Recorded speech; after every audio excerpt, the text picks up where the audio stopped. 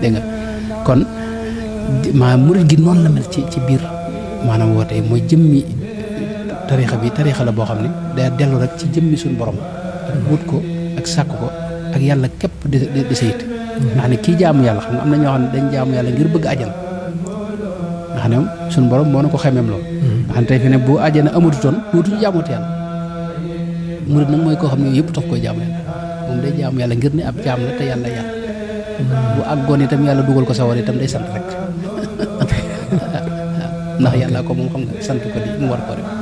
lépp lu mu ko fayee lu mu ko neexalee itam ëllëg itam ak cant la koy dolli ndax day du jàpp ne yaayoo na ko loolu mooy iraadatu wa ci xam nga sëñ Tuubaa sëñ Basiru nee na mas naa yabal ca daara ci Daaru Salaam si ku ñuy wax sëñ Abdoulaye Jaw ne ko boo demee ne leen koo xam ni maanaam adduna yitteem na dem bàyyil ma fi daara koo xam ne àllaaxira yitteem na dem bàyyil ma fi daara koo xam ne adduna ak àllaaxira yitteem na dem bàyyil ma fi daara koo xam ne yàlla képp nag mooy yitteem mu toog xam nga àllaaxira am na ñoo xam ne mooy seen yitteem mooy àjjana ak lekk yu neex yañ koy wax ak xéwal ga fa ne waaye yooye maanaam murit moom loola du jaamu ngir loolu li muy jëf loolu tax koo jóg day def ngir yàlla rek il muridu laa yuridu abadan xayr kon loolu mooy cosaanul jëmmi kii bi léegi nag tariqa nag bu ñu ko waxee ci nit yàlla yi wirdu wee tax ne tey gaa yu baax yi ko ci amul wirdu kenn du la tudd tariqa Cheikh maanaam Ahmed Tidiane yi su réewut ak Cheikh Sidil Muxtaar Kunti xam nga Cheikh Sidil Muxtaar Kunti kenn du ko tuddal yonente bi kenn du ko tuddal tariqa te moom daana talaqi min rasulillah sallallahu alayhi wasallam daana gis yonente bi di jële ci moom mu yeesalal ko wirdu yeeg yëpp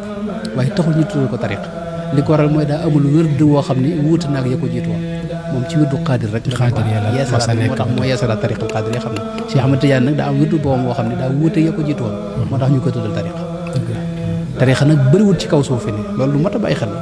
ñi am tariqa bëriwut daanaka ëpp ñu juróom waaw daanaka ñi ci des ay banqaas la ci biiru tariqa fi ne bari nga lu ñu dégg ñu naan tariqa sàngam fekk ab banqaas la ci biir saadar yi wala qaadir yi wala tijaan rafaa yi moom it ab tariqa la moom waaw ak tijaan léegi nag moo tax sëñ bi moom ba mu ca Mbàkke Kajoor tërbiye lañ ko la ko yonte bi digal fi ne ñu bari ci nit ñu baax ñi gën a am influence ci tasawuf tërbiya la leen yonte bi digal tam la ko Cheikh Mouhidine Ibn Arabi nga xam ne ci ñi ëpp influence ci tasawuf la dégg nga ak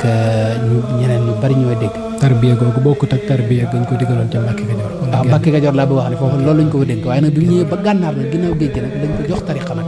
moom la ko jox nag wirdu woo xam ne wuute na ya ko jiitu woon kon daa tàmbalee ci tarbiya dem ci tariqa ci mujjub gànnaar nag la ko digal nag yeesal diine ji nga xam ne fi ne boo gisee lim bindoon ci jàngale lépp da ko bindaat da ko yeesalaat foofu la tàmbali wax bayit yi nga gis yëpp xam nga waaw diinun si waa islaamihi laa yuhamadu inda al ilahi wa bihi yujaddid mawzu bi rabbikum xam nga ne mooy wax na ne moom la njëkk